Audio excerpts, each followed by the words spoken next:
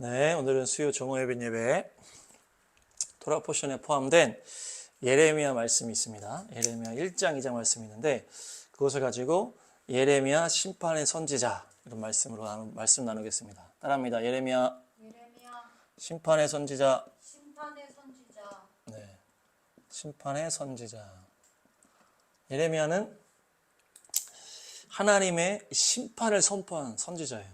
네, 그래서 예레미야 본문을 먼저 좀 보시고 말씀 나누겠습니다. 예레미야가 hil기야의 아들입니다. hil기야, 따라합니다. hil기야. 이것은 헬레크라는 이 단어에서 나온 건데, 헬레크가 뭡니까?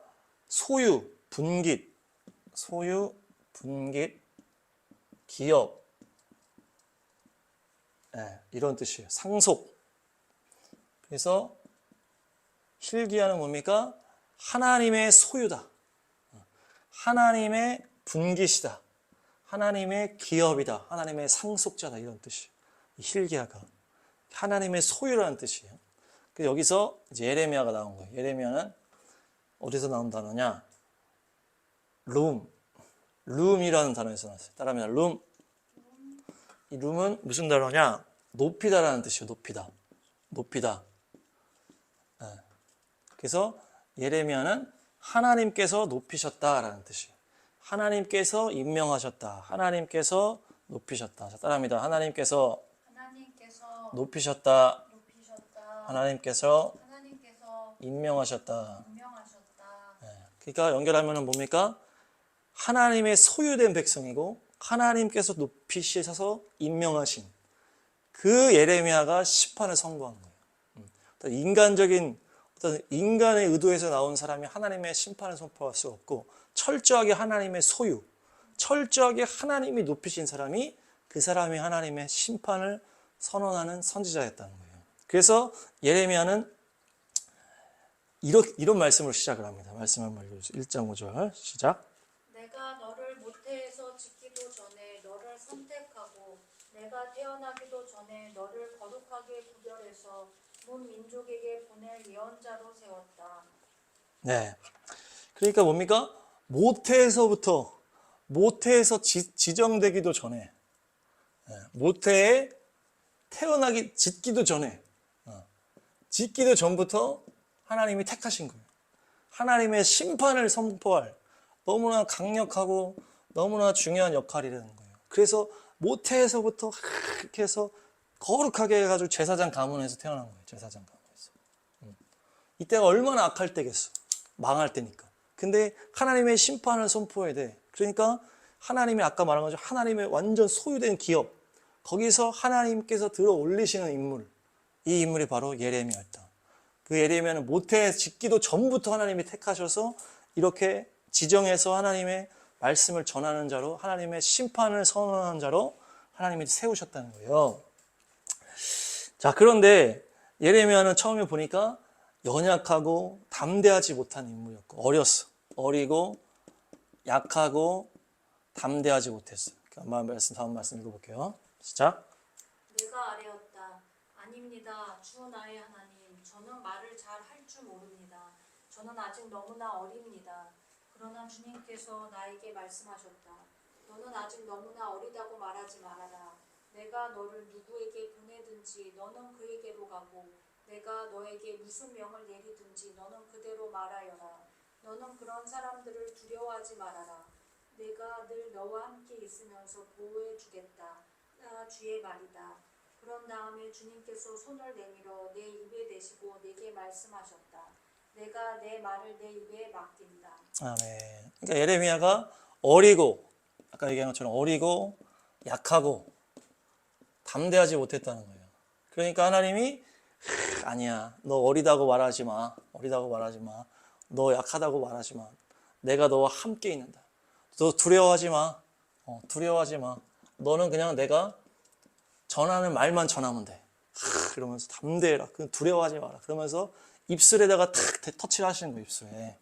하나님께서 입술에 탁 터치를 하시면서 이제 내 말을 너 입에 맡긴다. 탁 이러면서 지금 이제 임명식을 한 거죠. 이사야가 하나님 만난 거죠. 예레미야도 처음 하나님 만났을 때 저는 약합니다. 아니야. 입술에 탁 하면서 입술에 하나님의 말씀을 딱 주신 거예요. 그러면서 내가 너와 함께한다. 보호해 주겠다. 누구도 너를 해할 수 없다. 막 이렇게 하면서 사명을 딱 받은 거예요. 그러면서 예레미야가 받은 사명이 다음 말씀입니다. 다음 말씀.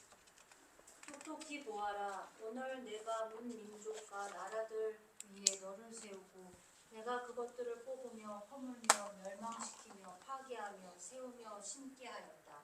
아멘. 그러니까 심판에 대한 말씀을 탁 주시는 거예요. 이게 너의 사명이다. 그래서 뭡니까? 뭇 민족과 나라들. 그러니까 그 당시에 어떤 수많은 세상 전체를 말하는 거예요. 문민족 나라들. 이스라엘뿐만 아니라 전 세계를 다 너가 심판의 메시지를 전할 건데, 그러면서 뭐라 그럽니까? 그것들을 뽑으며 허물며 멸망시키며 파괴한다. 이게 지금 네 가지가 다 심판에 대한 거예요. 그리고 맨 마지막에는 세우고 심게 한다. 그러니까 예레미야의 말씀을 보면은 세우고 심는 내용도 있어요. 아주 미래적인 메시아 그것도 있고 어떤 이스라엘 회복도 있잖아요. 그렇지만 예레미야의 기본적인 어떤 사명은 뭡니까? 이 심판을 선언하는 말씀이었다. 뽑고 허물고 멸망시키고 파괴하는 말씀을 하나님이 주셨다는 거예요. 이것을 가서 선포하라는 거예요. 그래서 예레미야가 이런 심판의 선지자로 딱 봤습니다. 예레미야가 요시야 왕 때 사명을 받아. 다음 말씀. 아몬의 아들 요시야가 유다 왕이 되어 다스린 지 13년이 되었을 때 주님께서 예레미야에게 말씀하셨다. 요시야의 아들 여호야김이 유다 왕으로 있을 때에도 주님께서 그에게 말씀하시고 그 뒤에도 유다 왕 요시야의 아들 시드기야 제11년까지 주님께서 그에게 여러 번 말씀하셨다. 시드기야 왕 11년 그해 다섯째 달에 예루살렘 주민이 포로로 잡혀갔다. 네. 그러니까 요시야 왕 때 사명을 받았어요. 지금 아까 받은 그 사명의 때가 요시야 왕 때예요. 요시야 왕 13년 때 받았다고 했죠. 13년 때 받아서 요시야 왕이 몇 년을 했냐면 31년을 다스려요. 31년. 그러니까 31년에서 13년을 빼면 몇 년입니까? 18년 동안. 요시야 왕 때 18년을 하고 그 다음에 요시야 왕이 이제 전쟁 중에 갑자기 죽습니다. 전쟁 중에 갑자기 죽어서 여호아하스라는 요시야 왕의 아들이 갑자기 왕이 됐는데 이 여호아하스는 3달밖에 못해. 그리고 다시 애굽에서 와가지고 다른 왕을 세우는 게 엘리야김인데 여호야김이라고 바뀌어요. 여호야김이 이제 세워지는 거예요. 3달 만에 바뀌고 이 사람은 다른 아들이야. 그러니까 얘도 여호아하스도 아들이고 얘도 아들인데 이 사람이 11년을 합니다. 11년. 그리고 이제 얘가 죽고 김에서 긴으로 바뀝니다. 그래서 이 긴은 딱 3개월, 이 사람도 3개월만 하고 잡혀가 바벨론에. 그리고서 맨 마지막 왕이 시드기야란 말이에요. 시드기야. 그래서 시드기야가 몇 년을 해요? 11년을 딱 합니다. 11년. 그래서 이제 요시야 14년부터 예레미야가 예언을 시작을 해서 31년까지 하고 18년 하고 그 다음에 11년 이렇게 한 거예요. 그래서 이 시드기야 11년에 남유다가 망합니다. 그러니까 다 합쳐서 몇 년이에요? 40년을 이제 예언을 하는 거예요. 40년 동안 하나님의 심판에 대해서 예언을 하고 실제로 시드기야 11년에 나라가 망하게 되는 그거에 대한 예언을 계속하면서 보면서 했던 사람이 예레미야. 그래서 중간중간 계속 하나님의 말씀을 주셨다고 지금 나오는 거예요. 이때도 말씀 받고 이때도 말씀 받고 처음에 말씀 받은 건 아까 요시야 13년 때. 그렇게 해서 나라의 심판을 선언했던 예언자였다는 거예요. 그러니까 보니까 어때요? 이 요시야 왕 때는 어떤 때예요? 이때는 부흥 때라는 말이에요. 부흥 때. 나라도 부강할 뿐만 아니라 영적으로도 부강했을 때예요. 이게. 우리가 얘기하는 이게 마지막 대추수였단 말이에요. 마지막 대추수였지만 이 사람들이 뭐 이게 마지막 대추수인지 알아요. 우리가 나중에 보니까 아는 거지. 이 사람 때는 그냥 막 좋을 때야. 요시야 때. 막 좋고 막 우리 너무 좋다. 그러고 있을 때 누가 나타나가지고 예레미야 나타나가지고 심판을 선언했단 말이에요. 그러니까 이게 먹혔겠어? 아주 부강하고 영적으로도 좋을 때 심판을 선언하니까 사람들이 다 무시하고 다 그랬단 말이에요. 근데 결국에 실질적으로는 이 요시야 왕이 이제 어느 정도 있다가 마지막 대추수가 끝나는 거죠. 마지막 대부흥이었잖아. 이 요시야 왕이. 그리고서 축축축축 하면서 22년 만에 나라가 망하는데 그때까지 계속 예레미야가 심판의 말씀을 선언했다. 40년간. 근데 시작점은 가장 영적으로 좋을 때, 마지막 부흥 때 이 심판에 대한 메시지를 선포했단 말이에요. 그러니까 하나님이 뭡니까? 심판을 선포할 때 미리미리 말씀을 주시는 거예요. 미리미리. 그래서 빨리 말씀을 주시고 회개하라고 촉구하시고 또 뭐예요? 특별히 마지막 긍휼을 베풀어 주시는 거예요. 보시면 우리가 아시겠지만은 므낫세 왕 때 멸망이 확정이 됐단 말이에요. 이 므낫세는 요시야 위인데 그래서 므낫세가 너무나 엉망으로 했기 때문에 나라 멸망이 확정이 됐기 때문에 바벨론에 잡혀가는 거는 정해져 있는 상태야. 근데 하나님이 예레미야한테 뭐를 얘기하는 거예요? 심판을 얘기하면서 마지막 긍휼을 베푸는 거예요. 야, 너네 바벨론이랑 싸우면 안 돼. 바벨론한테 항복해라. 이 얘기를 계속하는 거예요. 그러니까 하나님은 심판을 선포하면서도 뭘 원하는 거예요? 긍휼을 계속 베풀어줘요. 마지막에 그래도 길을 계속 내주시는 거예요. 그러니까 하나님이 마지막 때 심판의 예언자를 세우는 이유가 바로 여기에 있다. 회개를 촉구하면서 또 뭐예요? 그 마지막 긍휼을 베풀어 주시는 거예요. 그래서 사람들은 어때요? 계속 예레미야를 이제 무시하고 막 죽이고 매국노 취급하고 우리는 아수르도 이겼어. 바벨론도 이길 수 있어. 막 계속 그러고. 그러면서 예레미야가 엄청 박해를 많이 당했다. 근데 결국 예레미야 말따라 시대가 11년에 나라가 망했다.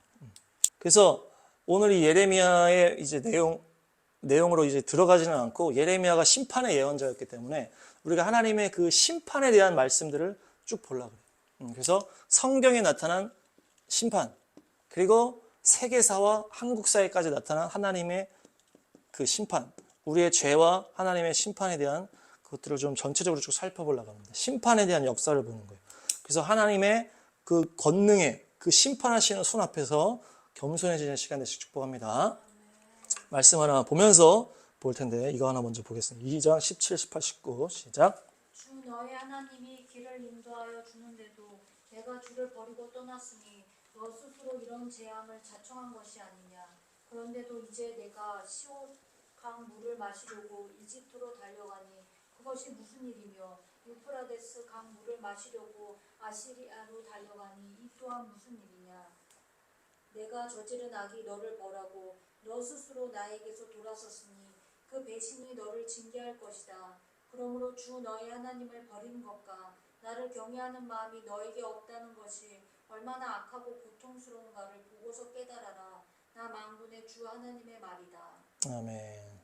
그러니까 뭡니까? 너 스스로 재앙을 자초했다. 스스로 재앙을 자초했다. 그러면서 너가 저지른 악이 너를 벌한다. 악이 너를 벌한다. 그리고 배신이 너를 징계한다. 배신이 너를 징계한다. 그러니까 이게 이 어떤 뭡니까? 이 땅의 영적 원리라는 거예요. 영적 원리. 하나님이 막 열받아가지고 그냥 막 때리면서 화풀이하는 그런 차원이 아니고 이 땅의 어떤 죄의 원리로 인해서 너희들이 스스로 재앙을 불러일으키고 너희들이 저지른 악이 너희를 벌하고 너희들이 배신한 배신이 징계를 가져온다는 거예요. 그렇게 우리가 지은 죄 때문에 이렇게 오는 거라는 거예요. 이게 이 땅의 죄의 원리라는 거예요. 죄의 원리. 그러니까 우리가 이거를 어떤 뭐 하나님의 감정적으로 이렇게 해석을 하면 안 된다는 얘기지. 하나님이 이 땅을 만들어 놓고 하나님의 거룩하신 그 전능하신 그 법이 있다는 거예요. 그 거룩한 법이 이 죄의 원리 때문에 그 죄가 너를 공격하는 거라는 얘기죠. 그래서 그렇지만 하나님은 결국 뭡니까? 그것으로 인해서 마지막에 뭐예요? 너희들이 얼마나 그 배신이 나를 버린 거, 나를 경외하는 마음이 없다는 것이 얼마나 악하고 얼마나 고통스러운지를 경험을 해서 어떻게 하라는 거 결국에는 나중에 나를 때 돌아오게 하는 게 하나의 목적이라는 거예요. 이 죄의 원리로 인해서 그들이 심판을 받은 다음에 나한테 돌아오기를 바라는 거예요. 그래서 그 계속 마지막에도 예레미야를 통해서 피할 길을 자꾸 주시는 게 이 죄악을 심판을 받을 통해서 결국에 돌아오게 하기 위해서 너희들이 스스로 깨달아라. 얼마나 큰 악이었는지 깨닫고 이 얼마나 고통스러운 일이었는지를 스스로 깨닫고 돌아오게 하기 위해서 이렇게 심판의 그 말씀 한번 보겠습니다. 첫 번째 말씀은 뭐냐면 성경에서 가장 첫 번째 심판은 뭡니까? 아담과 하와의 심판이죠. 아담과 하와가 죄를 짓고 여기에 대한 심판이에요. 그래서 그 사단이 뱀을 통해서 하와를 유혹하고 하와가 그것으로 인해서 유혹을 받아서 하나님 먹지 말라고 한 선악과를 먹게 되는 거예요. 그래서 그걸로 인해서 죄가 들어오고 그걸로 인해서 심판이 들어오는 게 이 첫 번째입니다. 첫 번째. 이 땅에, 이 성경에 있는 이 인류에게 첫 번째 오는 심판이 바로 이거예요. 말씀 한번 보겠습니다. 남자에게는 이렇게 말씀하셨다. 내가 아내의 말을 듣고서 내가 너에게 먹지 말라고 한 그 나무의 열매를 먹었으니 이제 땅이 너 때문에 저주를 받을 것이다. 너는 죽는 날까지 수고를 하여야만 땅에서 나는 것을 먹을 수 있을 것이다. 땅은 너에게 가지덤불과 엉겅퀴를 낼 것이다. 너는 들에서 자라는 풍성비를 먹을 것이다. 너는 흙에서 나왔으니 흙으로 돌아갈 것이다. 그때까지 너는 얼굴에 땀을 흘려야 나다를 먹을 수 있을 것이다. 너는 흙이니 흙으로 돌아갈 것이다. 아멘. 그러니까 아담의 그 죄로 인해서 땅이 저주를 받았다 그러죠. 이때부터 이제 시작된 거죠. 이 땅의 죄의 원리와 그 저주의 원리가 이때부터 시작된 거예요. 그래서 결국에는 아담이 흙으로 돌아간다. 결국 죽음에 이르게 된다는 거예요. 그래서 바로 이 심판으로 이루어진 거죠. 심판으로. 그 다음 심판이 뭡니까? 노아의 홍수 심판이. 전 세계적인 심판. 노아의 홍수. 노아의 홍수는 어떤 존재들이 등장하면서부터 이게 폭발적으로 이게 탁 됐는데 그게 바로 네피림입니다. 네피림. 네피림은 그냥 간단하게 보시면 말씀 보시면 그 무렵에 그 후에도 얼마 동안 땅 위에는 네피림이라고 하는 거인족이 있었다. 그들은 하나님의 아들들과 사람의 딸들 사이에서 태어난 자식들이었다. 그들은 옛날에 있던 용사들로서 유명한 사람들이었다. 주님께서는 사람의 죄악이 세상에 가득 차고 마음에 생각하는 모든 계획이 언제나 악한 것뿐임을 보시고서 네, 그러니까 이제 노아 홍수 바로 앞에 네피림이 딱 나오면서 얘네들은 하나님의 아들들, 그러니까 천상의 존재들과 땅의 존재들이 이제 결혼하게 되면서 나온 거인족이라는 거예요. 거인족. 그래서 이들이 아주 이 땅을 이제 황폐하게 만드는 거예요. 아주 막 죄악이 가득하게 하고 그 다음에 세상에 죄악이 가득 차고 모든 것이 악해졌다고 얘기하면서 이 네피림이 딱 나오는 거죠. 고대 용사라고 하는.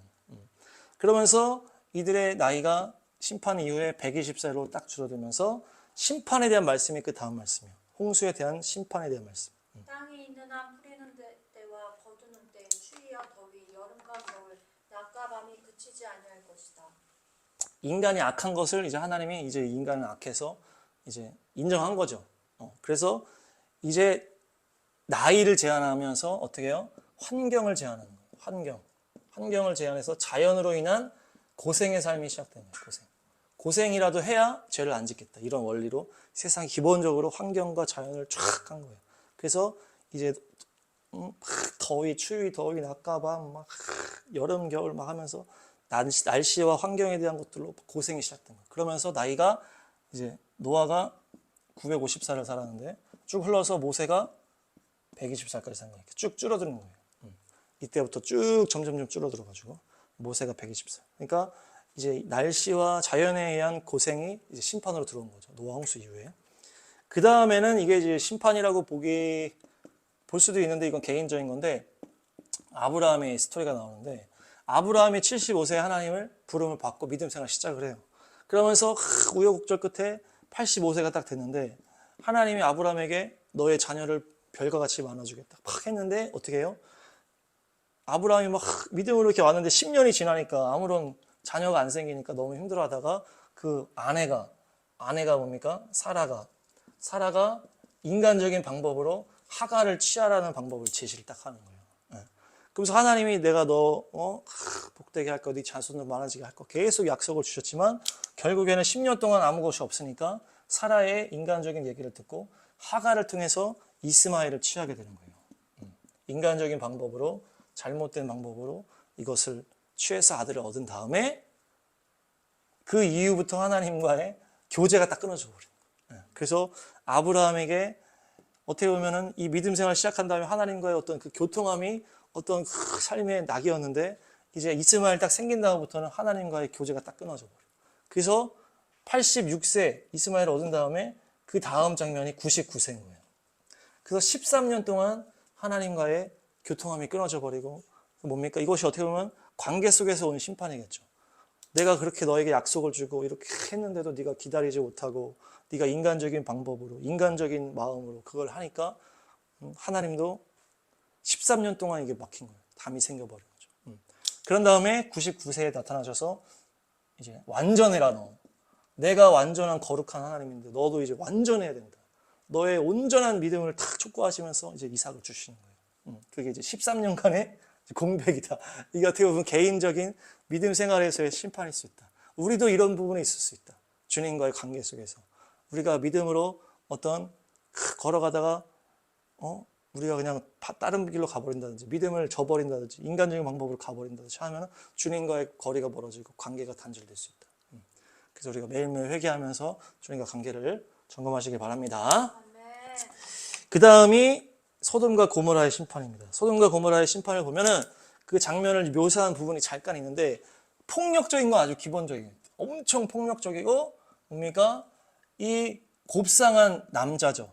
천사가. 곱상 천사를 원하는 거예요. 곱상한 남자를 원하는. 그래서 이게 동성애를 더 원한다. 그래서 딸보다도 곱상한 천사를 내놔라 하면서 막 동성애가 너무나 당연한 상황이 딱 나타나는 거예요.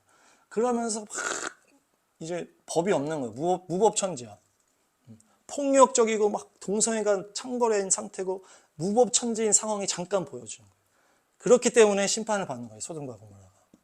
그러면서 그곳에 이제 불바다가 되는 거죠. 불이 떨어져가지고 거기 다 죽는 거예요.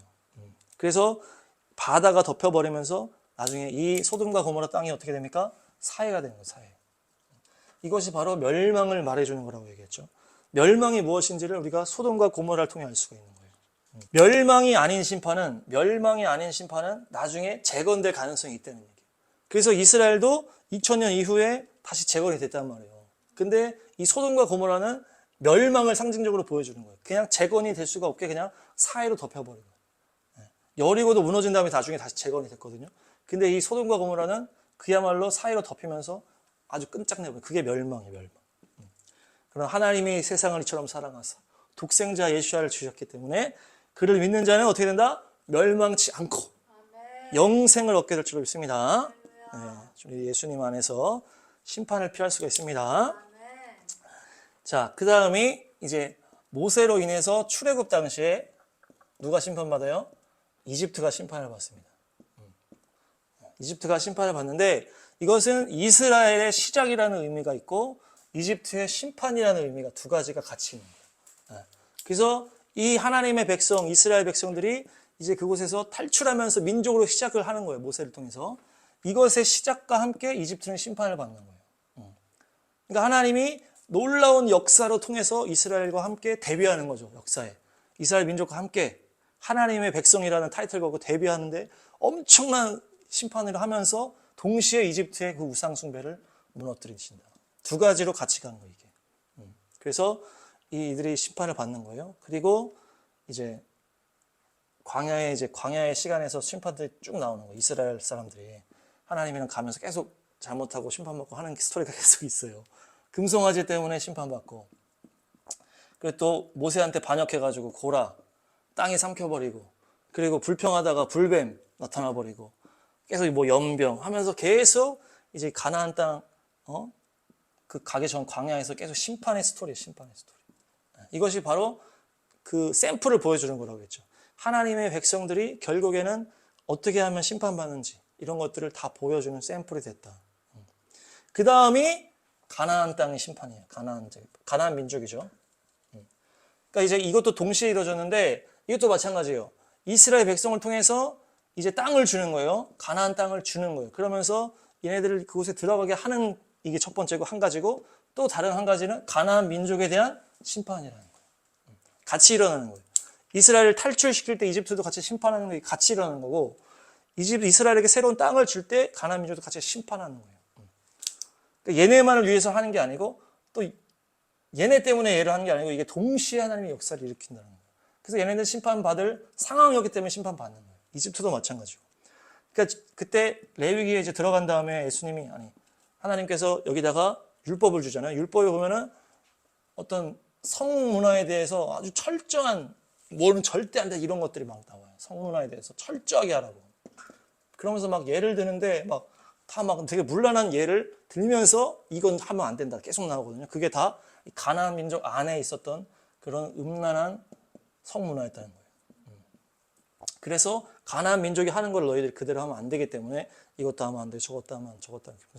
그래서 그만큼 가나안 민족이 악하고 타락했다는 거예요. 그래서 이스라엘과 땅을 주면과 동시에 이 가나안 민족을 쓰는 것이 심판해버리는 게 하나님의 뜻이었다. 이게 동시에 일어난 겁니다. 그 다음에 슬프게도 뭡니까? 이스라엘도 여기 들어가가지고 가나안 민족을 깨끗하게 전멸시키지 못해서 죄가 이제 시작되는 거예요. 여기서부터 우상숭배가 시작되면서 점점 해가지고 그러면서 사사기가 이제 나오는 거예요. 그래서 죄짓고 심판받고 죄짓고 심판받고 이게 사사기 반복되다가 왕이 나타났어요. 왕정을 새롭게 시작했지만 다윗까지는 잘했지만 그 다음에 다윗의 아들 솔로몬이 뭐랍니까? 우상숭배를 하는 거예요. 그 수많은 외국 여인들의 유혹을 못 이기고 우상숭배를 함으로 인해서 결국 이 땅에 또 우상이 가득해지니까 하나님의 심판으로 나라가 쪼개지는 거예요. 북이스라엘 남유다 나뉘는 거예요. 그래서 이게 우리나라도 연결할 수가 있죠. 우리나라도 하나님의 그 교회를 엄청난 축복을 주셨는데 그 교회가 뭐합니까? 신사참배하는 죄악을 저지르고 나니까 이걸로 인한 심판으로 6.25 이후에 분열이 된 거예요. 남북으로. 남북 나뉜 게. 이게 이스라엘이랑도 같이 연결되는 우리나라가 연결되고 있어요. 그래서 우상 숭배하면 심판이 임하는 거예요. 그래서 우상 숭배하지 않기를 바랍니다. 어떻게 됩니까? 북이스라엘은 아수르 제국에, 남유다는 바벨론 제국에 망하게 되는 거예요. 결국에 그 죄가 삼켜버리고 이 죄로 우상숭배로 가득 차서 제국에 대해서 이것도 심판이에요. 심판. 똑같이 심판을 받는 거예요. 우상숭배는 다 심판을 알려주고 이 이스라엘이라는 나라는 결국에 하나님의 어떤 그 공의와 그 심판에 대한 샘플이 됐다. 아까 말한 것처럼. 근데 이것으로 끝난 게 아니고 마지막 한 가지가 더 있는 게 바로 그것이 예수님의 십자가였어요. 십자가. 예수님이 누구의 자녀로 온 거예요? 아브라함과 다윗의 후손으로 왔단 말이에요. 그래서 예수님은 유대인으로 이스라엘에 딱 태어나신 거예요. 이것이 첫째 민족의 사명이었다. 예수님이 나온 민족이었지만 예수님을 죽여야만 하는 민족이었다는 거예요. 그래서 예수님의 이 십자가의 형벌이 결국 이 유대인에게 흘러가게 되면서 유대인들은 이방인의 때가 열리는과 동시에 전 세계로 뿔뿔이 흩어지는 심판의 때가 또 시작된 거예요. 그러면서 이제 어떻게 됩니까? AD 70년에 심판이 이루어지는데 그때 예루살렘 성전이 다 또 파괴되는 거예요. 예루살렘 성전이 다 파괴되고 엄청나게 거기서 100만이 죽었다 그러고 죽고 이제 흩어지게 되는 거예요. 그것이 또 이 십자가에 대한 심판으로 이어진 결과였다. 그렇지만 예수님은 어땠어요? 예언을 미리 하셨죠. 그래서 예언대로 이게 포위되면 거기서 떠나라. 가증한 게 쓰게 되면 거기서 떠나라. 이렇게 예언을 하셨단 말이에요. 이 성전 다 무너지게 될 것이다. 결국에. 예수님이 그 얘기를 40년 전에 하셨단 말이에요. 자, 그러니까 예수님은 심판 중에도 언제나 하나님은 긍휼을 잊지 않으시는 분이다. 심판 중에도. 우리의 아버지시기 때문에. 그러면서 신약에 나오는 이제 심판 사건이 또 유명한 게 뭡니까? 아나니아와 삽비라가 그 돈 때문에 헌금을 했는데 땅을 팔고 헌금을 하려 했더니 막상 내려 하니까 너무 아까운 거예요. 그래서 어느 정도 감췄어요. 그래서 이걸 진짜 아니 이거 전부라고 얘기를 하니까 베드로가 팍 하니까 즉사를 해버려. 이것이 어떤 초대교회의 어떤 기강, 영적 기강을 위한 하나님의 강력한 이 샘플이었던 것 같아요. 그래서 그걸로 인해서 바로 거기 즉사해버려요. 이것이 또 심판이에요. 그리고 나오는 사건이 바로 교회 박해 사건이 나오는데 이것도 심판으로 이어지는데 박해의 원리입니다. 그러니까 예루살렘에 이제 부흥이 일어났잖아요. 사도들로 인해서. 그래서 예를 막 3천, 4천 명, 막 5천 명 하면서 막 부흥이 예루살렘에만 막 일어나. 그러면서 막 했는데 결국에 그곳에 계속 이제 있는 거예요. 이게 계속 흩어져야 되는데 이곳이 조사원이 막 이렇게 하고 있으니까 그곳에 박해가 임하는 거예요. 그것이 박해의 원리인데 말씀을 보겠습니다. 8장 1절 시작. 사울은 스데반이 죽임당한 것을 마땅하게 여겼다. 그날에 예루살렘 교회에 큰 박해가 일어났다. 그래서 사도들 이외에는 모두 유대 지방과 사마리아 지방으로 흩어졌다. 그러니까 어떻게 돼요? 박해가 일어난 다음에 흩어지게 됐어요. 그리고서 사마리아 전도 스토리가 딱 나오는 거예요. 빌립이 사마리아 전도한 스토리가 나오면서 이제 흩어지는 거죠. 점점. 그러면서 이방인의 사도였던 사도 바울이 딱 등장하는 거죠. 사도 바울이. 그러면서 이방인에게 복음이 전파되는 과정이 딱 나오는데 박해로부터 시작이 돼요. 그것이. 계속 모여만 있고 그렇게 하니까 박해로 인해서 흩어지게 되면서 이제 이것도 어떻게 보면 심판이겠죠. 심판으로 인해서 흩어지면서 또 복음을 전하게 하는 이 원리가 그 이후에 유럽 역사에 계속 일어나게 되는 거예요. 이 성경이 이제 계속 성경이 여기서 딱 끝났고 그 다음부터 어떻게 돼요? 로마가 계속 교회를 박해한단 말이에요. 로마 그 지역에 있는 교회를 계속 박해하고 해서 지하교회 막 이렇게 있다가 어때요? 한 300 몇 년쯤에 이제 공인을 하게 되는 거예요. 공인하게 되면서 이제 갑자기 교회들이 복을 받기 시작하는 거죠. 확 커지는 거예요. 막 그 국가 공인을 했으니까 얼마나 이게 세지겠어요. 옛날에 지하교회에서. 그러면서 막 사람들이 이제는 다 예수님을 다 알게 된 거예요. 그래서 로마에도 막 예수님이 막 퍼졌어. 그런데 계속 이제 로마가 이제 막 부강하게 있다가 계속 그 안에서 놀고 먹는 것만 계속 반복하게 되는 거예요. 계속 타락하게만 하고. 그러니까 이제 복음을 든 사람들이 자꾸 뻗어나가야 되는데 그거를 안 하는 거예요. 똑같은 원리로 위에서 북에서 게르만 민족이 쳐들어오면서 로마가 망합니다. 로마가 망하는 거예요. 북에서 게르만 민족이 오면서 망하는 거예요.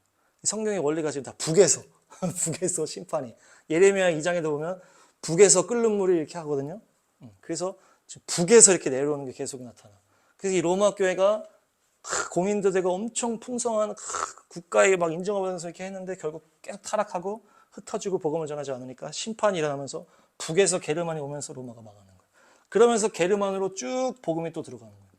이것이 마치 지금의 난민 사태 같이 섞이면서 복음이 글로 들어간 거예요. 게르만. 그래서 그쪽에도 막 나라가 일어나고 막 이렇게 되는 거예요. 근데 이 게르만도 똑같아. 똑같은 원리야. 게르만도 이제 복음으로 인해서 막 부유해지고 거기도 뭐 나라가 생기고 이렇게 한 다음에 얘네도 똑같은 그런 상태가 계속 되니까 북에서 누가 옵니까? 노르만이 딱 오는 거예요. 노르만. 바이킹 민족이라고 하는. 더 북 그쪽에서 스웨덴 위쪽에서 북유럽에서 또 쳐들어와가지고 얘네를 막 공격하면서 똑같이 된 거죠. 여기 또 심판받으면서 복음이 또 섞이는 거예요. 노르만으로. 그래서 이 복음을 받고 풍성하게 누리다가 계속 여기에 머물러 있으니까 심판으로 들어오면서 이거 심판 받으면서 전쟁도 일어나고 하면서 그게 다 북에서 지금 일어난 거예요. 그래서 섞이는 거예요. 그러면서 이 복음이 점점점 퍼져가지고 로마니 유럽에 꽉 차는 원리가 박해의 원리예요. 박해의 원리. 복음을 누리면서 그냥 풍요롭게만 있고 뻗어나가지 않으니까 심판이 떨어지면서 계속 섞는 거예요. 게르만 노르만 섞이면서. 그러니까 축복을 받아 내가 여기가 좋사오니 하면서 계속 머물기만 하면 뭐가 되는 거예요? 흘러가지 않는 사해처럼 되는 거예요. 사해가 흘러가지 않는 거라고 했죠. 흘러가지 않는 물이라서 이 소금이 많아서 둥둥 뜬다 그랬잖아. 죽은 아무것도 살 수 없는 그거 되는 거예요. 흘러가야 된다. 흘러가야 된다. 복음을 전하기 위해서 우리가 가야 된다. 흘러가야 된다. 십자가 지고 가야 되는데 계속 여기가 좋사오니 하고 있으니까 이제 심판이 들어오고 그걸로 인해서 섞이게 됐다. 네. 그러면서 이제 유럽에 복음이 가득 찬 다음에 또 타락이 시작해서 어떤 것까지 갑니까? 이제 면죄부 판매까지 가잖아요. 면죄부 판매. 돈으로 구원을 사게 되는. 그렇게 교황이 타락하고 그렇게 하면서 완전 타락해가지고 들고 일어난 게 종교개혁 1600년대. 1600년대. 연대로 따지면 로마가 300년부터 해서 한 500년쯤에 망한다고 치고 이 노르만이 들어온 게 이제 게르만이 들어온 게 500년이고 노르만이 들어온 게 1000년 정도가 돼요. 그래서 500, 1000, 1500 이렇게 되는 거예요. 500년 단위에 지금. 로마가 500까지고 게르만이 또 1000까지고 노르만이 들어오면서 또 1000년부터 이렇게 해가지고 확장되고 썩어가는 게 이제 600년 되고 이때 종교개혁이 일어나면서 뭐가 일어나요? 30년 전쟁이 일어납니다. 이것도 구교와 신교의 전쟁이라고 해가지고 종교 전쟁이었어. 이 종교 개혁과 함께 일어난 전쟁. 그래서 엄청나게 이것도 심판으로 임재한 거예요. 심판으로 난 거죠. 그래서 이제 이렇게 또 하면서 또 복음이 이렇게 뻗어가고 이 당시에 어떤 나라가 탄생합니까? 영국에서 신앙의 자유를 위해서 미국으로 건너가면서 미국이라는 나라가 시작되는 거예요. 아메리카 대륙으로 가서 이 사람들 왜 갔다고요? 신앙의 자유를 위해서 갔다. 이 당시 일어난 일이에요. 이 종교개혁 이후에. 그러면서 이것이 이제 영국이 막 강력해지면서 이제 제국주의 시대가 열리는데, 이 제국주의도 우리가 또 어떻게 봐야 된다? 이 유럽의 제국들이 막 다른 나라들 막 점령한단 말이야. 가서 점령하고 막 한단 말이야. 그래서 막 죽이고. 근데 이게 제국주의 싫어하는 사람이 한 걸로 우리가 봤기 때문에 이게 뭐 나쁘게 보지만, 이거는 이때 무슨 일이 일어났습니까? 이제 복음이 전파되는 일이 일어나면서 그곳에 심판이 일어난 거예요. 그래서 제국주의 나라들이 수많은 나라들을 침략을 합니다. 근데 이것이 아까 처음에 그 성경에서 말했던 뭡니까? 복음이 들어가지 않은 땅에 대한 심판이다. 심판으로 들어간 거예요. 심판. 가나안 땅이 악해서 이스라엘을 집어넣으면서 이스라엘로 심판자로 들어갔던 건 똑같은 원리예요. 이 제국들의 유럽 나라들이 이 복음이 없는 그 땅으로 가서 심판자로 들어갔다. 심판자로. 왜냐? 그곳에 있는 원주민들이 너무나 그 악행이 하늘을 찔렀기 때문에. 복음이 없는 이 민족들이 막 자녀를 태워 죽인다든지 막 그 안에서도 서로 죽이는 것들이 너무나 가득했기 때문에 하나님이 이 유럽에 있는 복음을 가진 나라들을 통해서 이 악행을 심판함과 동시에 그곳에 뭐가 들어가는 거예요? 복음이 들어가게 된 거예요. 선교사들을 통해서. 이것이 같이 이루어진 거예요. 같이. 그 땅에 대한 심판과 그곳에 복음이 들어가는 일이 같이 일어나는 거예요. 이 제국주의 때에. 그러면서 그 당시에 모든 것이 세상이 죄의 원리, 심판의 원리로, 영적인 원리로 들어가고 있다. 영적 원리로. 그렇게 다 봐야 되는 거예요. 그렇게 해서 이제 미국이 탄생을 했어요. 그런 다음에 미국 땅에 뭐가 일어났습니까? 그 제국주의로 인한 흑인 노예 문제가 생긴 거예요. 흑인 노예. 미국 땅에 흑인 노예들을 막 데리고 와가지고 막 이제 막 제국주의로 인해서 막 잡아온 그 흑인들을 막 하는 거예요. 이게 죄잖아, 죄. 이게 막 계속 가득 쌓이면서 결국 뭐가 터진 거예요? 남북 전쟁이 터진 거예요. 이 피 흘림으로 인해서 이제 흑인 노예 해방이 일어나면서, 그러니까 이 남북 전쟁은 뭡니까? 심판에 대한 전쟁이다. 심판으로 인한 전쟁. 이 흑인 노예에 대한 죄에 대한, 이것에 대한 심판으로의 전쟁이 남북 전쟁이었다. 그렇게 한 다음에 이제 이게 해방이 되고, 이제 이것이 1860년 정도 되는. 그러면서 이제 1900년도가 열리면서 이게 이제 19세기잖아요. 19세기가 열리면서 어떤 사건이 터지냐? 자유주의 신학이 터집니다. 자유주의 신학. 이제 뭐 이런 문제들은 전 세계적으로 이제 본 거고, 이때 당시 또 중요한 게 유럽에서 일어난 자유주의 신학이라는 거예요. 계몽주의 이런 게 일어나면서 인간의 이성으로 모든 것을 다 판단하기 시작하는 거예요. 그래서 프랑스 대혁명 때부터 시작한 그 자유, 하나님으로부터의 그 자유. 그래서 이성이면 된다. 그래서 유토피아를 꿈꾸는 이 공산주의랑 연결이 다 되면서 이 자유주의 신학이 거기서 나온 거예요. 그래서 이제 인간에 대한 긍정이 되는 거죠. 인간의 이성이 발달하면 모든 게 잘 될 수가 있어. 오히려 그 신의 그 억압, 그거에서 자유케 돼야 오히려 전쟁도 없고 막 이렇게 하는 거예요. 그래서 우리 인간의 이성을 최대한 우리가 개발을 해야 된다. 막 이렇게 하면서 이 이성주의가 이제 자유주의 신학으로 해서 들어온 거예요. 그래서 어떻게 된 거예요? 성경의 어떤 기적들이나 어떤 하나님의 역사들을 다 믿을 수가 없게 된 거죠. 인간의 이성 머리로 계속 다 판단을 하게 되니까. 그것이 바로 자유주의 신학이었던 거예요. 이 당시에 뭐 프랑스 대혁명 때부터 해가지고 인간의 자유, 인간에게 자유를 주는 게 이게 제일 좋은 거다. 그렇게 하면서 이게 뭡니까? 결국에 그 자유가 하나님으로부터의 자유였다. 그래서 인간의 종교에서 해방되고 이성이 자유롭게 있는 게 최고다 하면서 그게 신학까지 들어와가지고 이렇게 된 거예요. 그런 다음에 이걸로 인한 심판으로 들어온 게 바로 1차, 2차 세계대전이에요.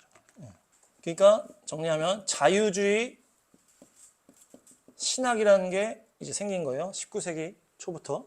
그러면서 이것 때문에 심판으로 온 전쟁이 바로 제1차 세계대전이에요.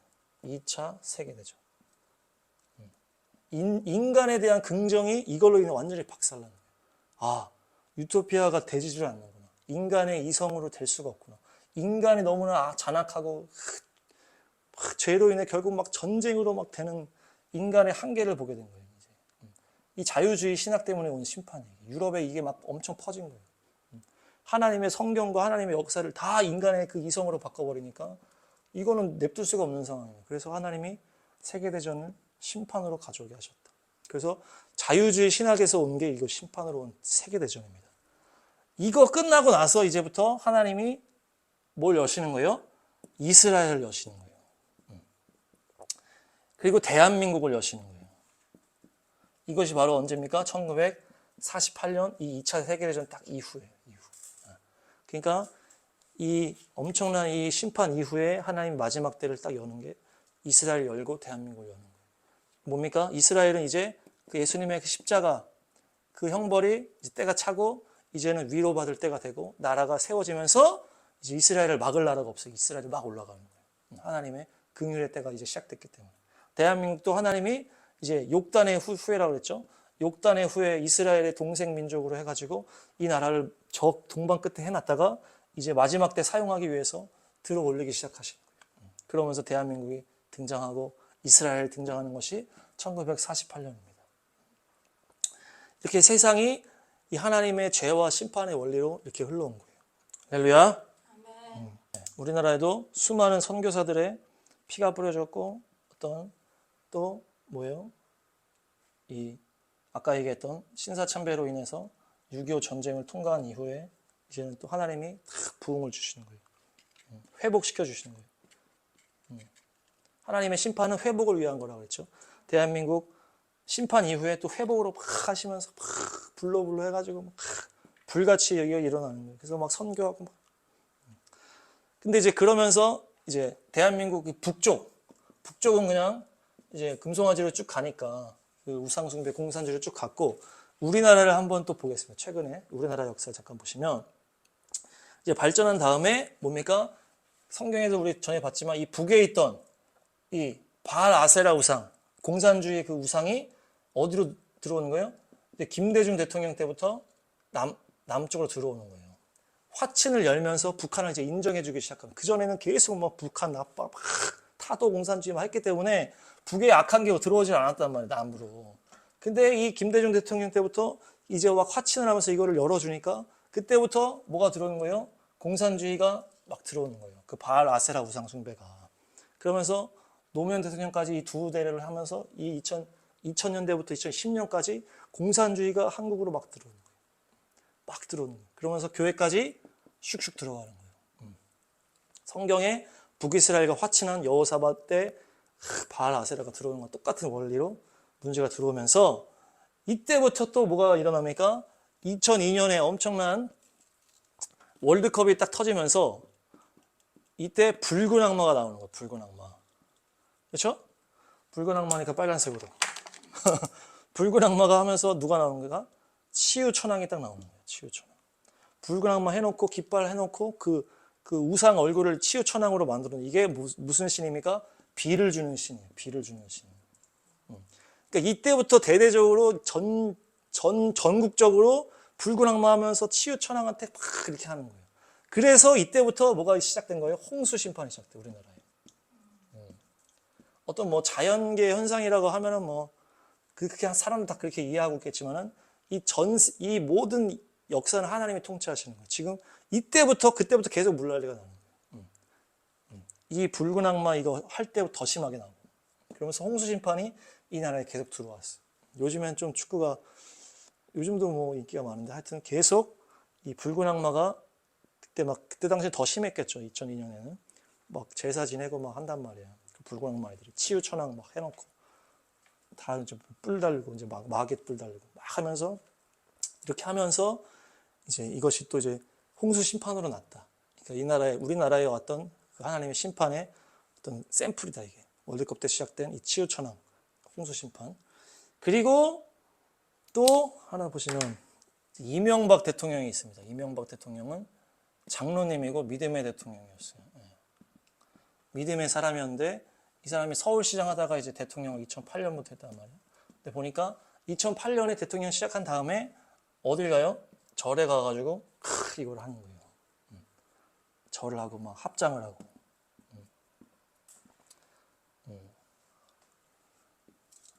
그러니까 이명박 대통령이 시장 때까지는 막 엄청 잘했단 말이에요. 내가 막 서울시를 하나님께 드리겠다고 막 시장 막 일을 엄청 잘하고. 그런 다음에 대통령 하면서 오픈 때부터 이렇게 잘못한 거예요. 이제 불교 가가지고 이거 타협한 거죠. 내가 뭐 나라 대통령이니까 불교 가서 해줘야지. 그래서 이렇게 다 고개 숙이고 다 했단 말이에요. 거기 앞에서. 그렇게 하면서 문제가 계속 터지는 거예요. 대통령 때 계속 문제 터지다가 지금 또 깜빵 갔다가 이번에 지금 나오셨는데 하나님이 어떻게 마무리하실지 모르겠지만 이것도 다 그런 심판의 원리였다. 믿음의 사람이었기 때문에. 이런 걸로 인한 원수에게 틈을 줬기 때문에 심판이 들어왔다. 그리고 2010년대부터 뭐가 시작됩니까? 본격적으로 이제 2000년대부터 이제 들어왔다 그랬죠? 김대중 노무현 때 공산주의가 들어온 다음에 2010년 때부터 이제 드러나는 게 뭐예요? 이제 교회들에서 막 퍼져나가는 거예요. 그래서 자유주의 신학을 배우고 온 사람들이 이제 막 가르치는 거죠. 교회에서 막 가르치고 자유주의를 막 가르치고 그러면서 교회가 막 그 기도 안 하고 등 따시고 배불러지면서 뭐가 됩니까? 카톨릭과 연합을 하게 되는 거예요. 이것이 종교다원주의가 시작되는 이때부터 우리나라에 본격적으로.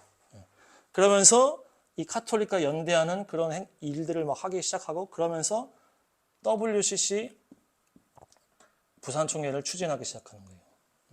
그 WCC가 이 카톨릭과 연합한 종교다원주의의 이제 중요한 단체란 말이에요. 이 단체가 이제 거기서부터 교회에 미혹을 이제 풀어놓기 시작하고 이때 이제 헌신한 사람이 김삼환 목사님. 그러면서 2014년 부산 이거를 개최하기 위해서 이제 막 하는 거예요. 그러면서 이제 그게 다 퍼지는 거죠. 카톨릭의 어떤 그런 우상들과 어떤 공산주의, 이 WCC 다 공산주의니까. 이런 것들이 다 점점 퍼지기 시작했죠. 2010년대부터. 그러면서 이게 2014년입니다. 이 부산대회가. 2014년 부산대회 WCC를 개최하고 그 다음 해에 터진 게 세월호인 거예요. 그러니까 2014년 부산대회에 대한 심판이 2015년 봄에 터진 세월호입니다. 세월호 사건은 안산에 있던 고등학교인데 이때 WCC 부산총회에서 어떻게 보면 주도적으로 시를 낭송하고 했던 고훈 목사님의 교회, 고훈 목사님 교회, 안산제일교회라고 그 교회 애들이 많이 있었는데 그래서 이 세월호가 이제 엄청난 하나님의 심판이었다는 거예요. 심판. 여기서 시를 낭송했는데 무슨 시를 낭송했냐? WCC 총회 자체를 이제 뭐 좋게 평가하니까 이렇게 썼겠죠. WCC 총회가 부산 총회가 하나님께 영광이 될 수만 있다면 우리는 버림받아도 좋습니다. 이런 시를 썼어요. 버림받아도 좋다. 이것이 이제 뭐 십자가 막 이런 걸로 원리를 연결해서 한 시인데 이 자체가 얼마나 악하고 타협하는 어떤 카톨릭과 종교다원주의인지를 알면 이런 시를 썼겠어요. 몰랐으니까 그렇게 했겠지만은 종교다원주의 모임을 이거를 위해서 내가 버림받아도 좋다. 이렇게 시를 낭송한 이 목사님 교회에서 이 세월호가 터진 거예요. 그래서 이거를 추진한 김삼환 목사님은 이때 이후부터 그 세습 문제 터지면서 아주 난리도 아니셨고. 중요한 것은 하나님께서 또 얘기를 들어보니까 이 세월호 당시에 그 배에 타서 이제 죽은 친구들 중에 어떤 친구가 알잖아요. 엄청난 전도자가 있었다는 거예요. 세월호에. 엄청난 전도자가 있었다. 학생인데. 그러니까 이 친구가 분명히 그 안에서 다 죽어가는 상황에서 엄청난 복음을 외쳤을 것이다. 그 전에도 한 바퀴 돌았을 거고. 그러니까 하나님은 마지막 순간에도 그 추수를 위해서 긍휼을 베푸셨다는 얘기죠. 그 심판이 떨어져야 되는 상황 가운데에서도 하나님은 긍휼로 추수할 것을 추수하시고 복음을 외치셨다. 그래서 또 영혼들을 또 하나님이 추수하셨을 것이다. 그래서 또 인간은 또 이렇게 아무것도 모르면서 종교다원주의에다가 버림받아 좋다고 신화 쓰고 있고 이렇게 했단 말이에요. 그러면서 이제 그런 거 점점 퍼지는 거예요, 지금. 그러면서 뭡니까? 이후에 또 등장한 게 이제 퀴어 축제와 할로윈 축제인 거예요. 퀴어 축제가 2015년부터 시청에서 하기 시작하는 거예요. 시청 광장에서. 지금 그 즈음이죠. 14년에 부산이고 15년 세월 터지고 할로윈은 16년부터 사람들이 본격적으로 많이 모이기 시작합니다. 그러다가 이제 뭡니까? 할로윈, 퀴어 이것이 다 어디서 나온 거예요? 이게 다 카톨릭에서 나온 거예요. 이 퀴어는 뭡니까? 동성애 지지자들이 하는 거고, 동성애. 카톨릭은 동성애 지지입니다. 이게 완전 진보고, 동성애 지지고, 이쪽에 완전 지지하는, 그리고 이제 퀴어, 이게 점점 확장이 되는 거예요. 이제 카톨릭과 계속 이제 합체가 되니까, 교회도. 그러면서 시청광장에 이렇게 엄청나게 대표적인 자리에서 이제 퀴어 축제가 15년부터 일어나기 시작한 거고, 할로윈은 뭡니까? 할로우라고 해서 성스러운 성인들을 기억하는 성인 대축일 전날 이게 할로윈이에요. 그러니까 이게 카톨릭에서 나온 옛날에 카톨릭에서 나온 명절에서 시작된 거예요. 이게. 그래서 카톨릭의 원조예요, 원조. 그래서 할로우 성인 대축일. 그러니까 카톨릭에서는 예수님만 숭배하는 게 아니고 모든 성인들을 다 숭배해요. 베드로도 숭배하고 뭐 프란체스코 옛날 성인도 다 숭배하는데 그 모든 성인을 다 축하하자라는 날이 이때고 이 전날 전야제가 이 할로윈 축제인 거예요. 전야제가. 그러니까 이것이 카톨릭에서 나온 거예요. 다. 퀴어 축제, 할로윈 다 카톨릭에서 나온 거고 그것이 다 북한에서부터 밀고 들어와서 그것이 다 교회를 덮고 이러면서 다 이 WCC부터 다 연결돼가지고 결국에는 세월호 터지게 심판되고 이 할로윈 때문에 또 뭐가 터집니까? 코로나 때 잠깐 쉬었대. 그러다가 엄청나게 또 모이기 시작하면서 22년에 그 압사 사고가 터진 거예요. 이태원 압사. 이게 이제 할로윈 때 터진 거예요. 이게. 이때 뭡니까? 사망자가 159명이고 부상자가 196명이에요. 그러니까 합치면 300이 넘는데 세월호가 304명이에요. 세월호가.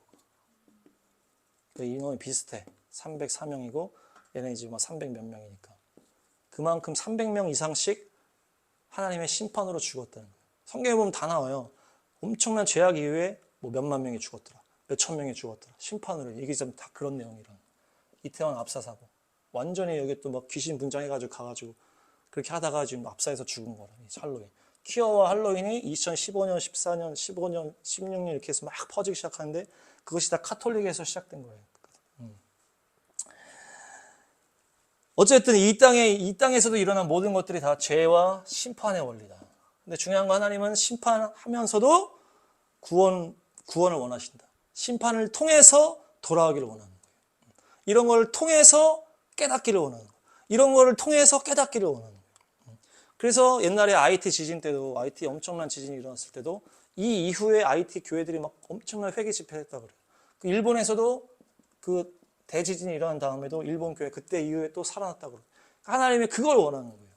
아주 아무것도 모르고 다 죄악으로 갈 때 심판을 통해서 깨닫고 돌아와라. 그것이 이 땅의 하나님의 죄의 원리요 심판의 원리다. 정리하겠습니다. 그러니까 우리는 복음을 새롭게 해야 되는데 어떤 복음을 새롭게 합니까? 내가 죄를 짓고 용서받는 어떤 이런 소극적인 복음이 아니에요. 죄 지은 다음에 이 죄를 처리하는 복음으로만 있는 게 아니고 죄를 이기게 하는 복음이어야 된다. 죄를 이겨서 죄를 짓지 않게 하는 것이 바로 복음의 능력이고 승리의 복음이라는 거예요. 그래서 우리가 복음을 알면서도 계속 죄 짓고 또 용서받고 죄 짓고 용서받고 이렇게 하라고 복음을 주신 게 아니라는 거예요. 복음을 통해서 죄를 다 딛고 죄를 이기고 죄를 짓지 않는 것까지 올라가서 승리하라고 주신 거라. 그렇게 우리가 복음을 새롭게 해야 된다는 거예요. 전에도 다윗 얘기를 했지만 다윗이 간음죄와 살인교사죄를 한 다음에 나단의 지적을 통해서 회개를 해서 용서를 받았지만 이것은 뭐가 된 거예요? 하나님과의 관계만 회복됐을 뿐이지 이 땅에서 다윗의 일생에 계속 그 죄로 인한 심판의 형벌이 왔단 말이에요. 그래서 압살롬으로 인해서 계속 그런 것들이 계속 일어났단 말이에요. 똑같은 거예요. 우리가 예수님의 십자가로 인해서 우리가 천국에서 지옥으로 용서를 받았지만 그것이 모든 이 땅에 우리가 죄 짓는 것마다 다 남게 되는 그 형벌을 다 없애버리는 게 아니라는 거예요. 우리가 죄 지으면 죄 지는 대로 그 형벌이 오게 돼 있어요. 주님이 용서를 하실지언정. 그러니까 그 죄의 형벌을 이기는 방법 한 가지밖에 없는 거예요. 죄를 안 짓는 것밖에 없는 거예요. 죄를 안 짓는 것밖에 없는데 죄를 안 짓는 게 십자가의 능력이라. 용서하는 것도 십자가의 능력이지만 죄를 안 짓게 만드는 게 십자가의 능력이다. 그래서 우리가 한국에서 더 이상은 이제 우린 연약해. 우린 예수님이 아니잖아. 그러니까 우리는 죄를 지을 수밖에 없어. 그래서 우리가 그냥 죄 짓고 용서함을 받자. 이런 소극적인 복음을 이제 끝내고 이제는 우리가 예수님의 수준까지 갈 수가 있다. 복음으로 죄를 이기고 승리할 수가 있다. 그렇게 달려가야 되는 거예요. 그것이 답이에요, 사실. 그 돌파가 돼야만이 승리를 쟁취할 수 있다는 거예요. 우리가 계속 죄에 넘어지다 보면 결국 어디까지 넘어져요? 믿음에도 넘어질 수밖에 없다. 믿음에도 넘어질 수밖에 없다. 계속 죄가 반복되면. 그래서 돌파하는 자만이 승리하는 자가 되는 거예요. 그 사도 바울이 말씀했는데 이걸로 보고 마치겠습니다. 시작. 경기장에서 달리기 하는 사람들이 모두 달리지만 상을 받는 사람은 하나뿐이라는 것을 여러분은 알지 못합니까? 이와 같이 여러분도 상을 받을 수 있도록 달리십시오.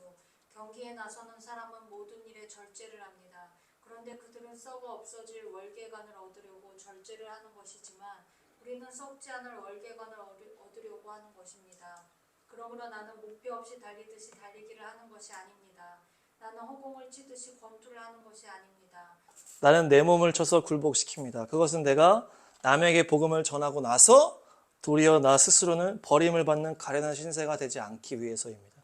사도 바울도 뭐라 그러는 거예요? 내가 저 표대를 향해서 계속 달려간다. 내가 계속 전진한다. 왜 그러냐? 내가 끝까지 달려가서 끝까지 표대를 향해 가지 않으면 내가 나중에 내가 복음 전하다가 버림받을 수 있다는 얘기예요.